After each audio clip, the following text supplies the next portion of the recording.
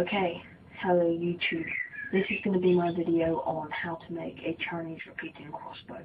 I haven't yet completed the magazine, but I'm hoping that will come later. And all thanks to Homebrew. He taught me the bolt mechanism on the firing mechanism with the bolt, and this is how I made the stock by actually clamping two pieces of MDF together, and to you in America that's medium density fiberboard, because I didn't have anything thick enough. And for the cross piece, I just one piece of long MDF, and for the bowstring I wasn't going to go for the traditional, I was going to go for the bungee cord. This is the shaft with the groove in the middle. Now I see that Homebrew actually used a lot of complex tools.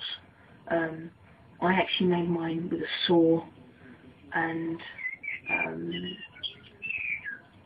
a drill. That's all I needed, and all I did was I cut two pieces of wood and then left a little gap in the middle. Doesn't really matter how deep it is, because it'll just fit in there. I added the scope for my BB gun just because it looked cool. And as you can see, there's a little bolt mechanism that pushes up. Because Homebrew uses a router for this, and he makes it out of one piece. And unfortunately, I didn't have a router, so I just used that. And for the crank for the two arms. Okay, now here I'm going to show you how to assemble the bow with all the pieces that I've told you to make. This is fairly simple. You just bolt that to the end like that. I just used 2 bolts. It's fairly basic. I didn't really have any screws deep enough. And then you drill a hole right there. I don't know if you can see it. That's the that's the bottom part of the crank. And then you want to get your 2 pieces. That's actually going to be the arms of the crank. And you need a bolt. And I found that you actually need a hell of a lot of washers. Now I've actually got mine in order to shorten the time of this clip. And for the sake, I won't show you putting all the bolts in, because that's just plain boring.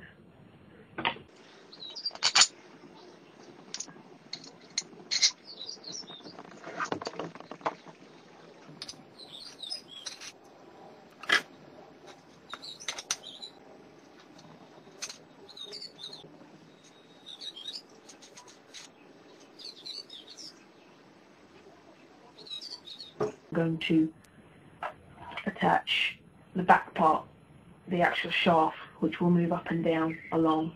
I actually drilled a hole through the back bit there, don't know if you can see it, which will attach to the holes here in the crank. I won't show you that because it's just boring watching me attach it. I might speed it up or something, but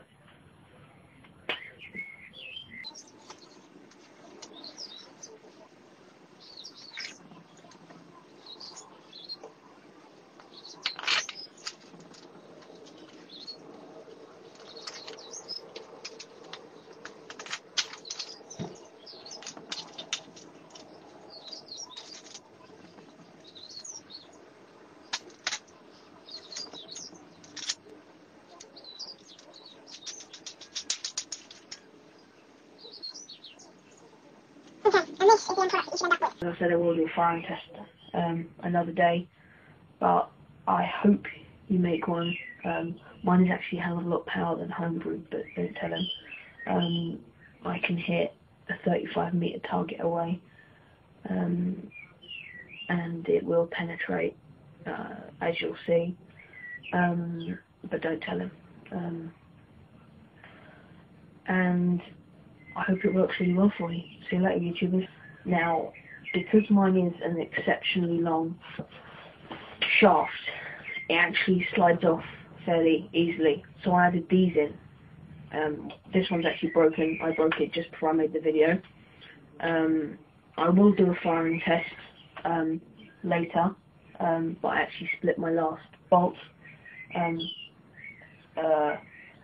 also a little tip to increase the life of the actual bowstring.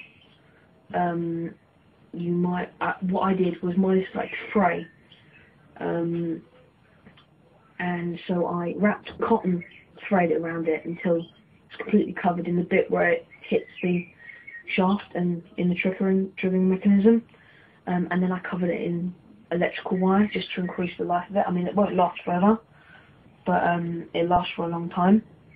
And also, there is the bolt pin.